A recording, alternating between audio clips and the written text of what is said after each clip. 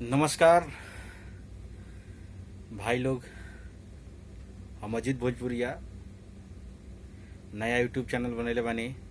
और जे पे रोरा सब के नया नया गाना सुने के मिली और बहुत जल्द कुछ अच्छा अच्छा सिंगर लोग के साथ भी गाना हमारा चैनल से रोज सब के सुने के मिली।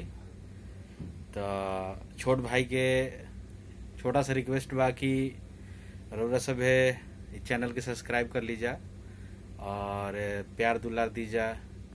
छोट भाई के नाते रोरा सब से रिक्वेस्ट बाटे और कोशिश रही कि बहुत अच्छा अच्छा चीज़ रोरा सब के बीच में पहुँचे।